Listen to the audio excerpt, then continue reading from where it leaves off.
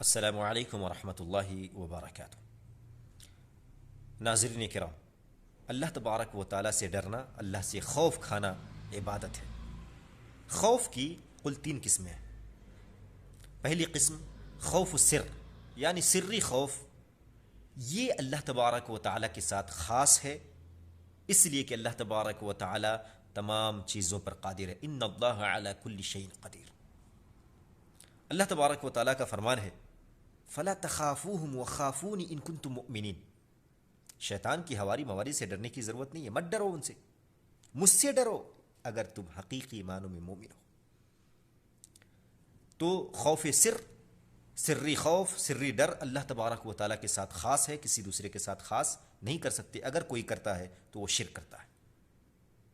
دوسری قسم خوف حسی، ایک انسان چور سے، ڈکیت سے اور اسی طرح سے بہت ساری چیزوں سے ڈرتا ہے، تو یہ خوف خوف حسی ہے، گویا کہ اس کو نقصان پہنچا دے، کوئی مار دے، کوئی پیٹ دے، تو ایسی صورتحال میں یہ خوف خوف حسی ہے۔ اور اس کے تعلق سے اللہ تبارک و تعالیٰ نے فرمایا ہے یا ایھا الذین آمنوا خذوا حذرکم۔ پروٹوکول اپنانا چاہیے، جو چیزیں آپ کو بچا سکے، خوف حسی سے آپ کو بچا سکے، تو وہ پروٹوکول آپ کو اپنانا چاہیے۔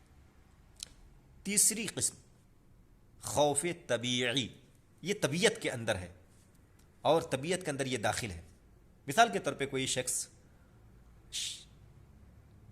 سانپ کو دیکھتا ہے، بچھو کو دیکھتا ہے، ڈرتا ہے کہ ایسا نہ ہو کہ اس کو نقصان پہنچا دے، تو خوف طبیعی اس خوف کو کہتے ہیں، ہر اس چیز کو کہتے ہیں جس سے انسان بچنا چاہتا ہے تاکہ وہ نقصان نہ پہنچا دے، تو اس کو کہتے ہیں خوف طبیعی۔ اس کے اندر بھی کوئی حرج کی بات نہیں ہے، چونکہ یہ طبیعت کے اندر داخل ہے۔ اللہ تبارک و تعالی ہمیں خوف سر اللہ تعالیٰ کے ساتھ خاص کرنے کی توفیق عطا فرمائے۔ اے اللہ، تو وحدہ لا شریک ہے، تو ہی اس کا مستحق ہے، تیرے علاوہ خوف سر کا کوئی مستحق نہیں ہے۔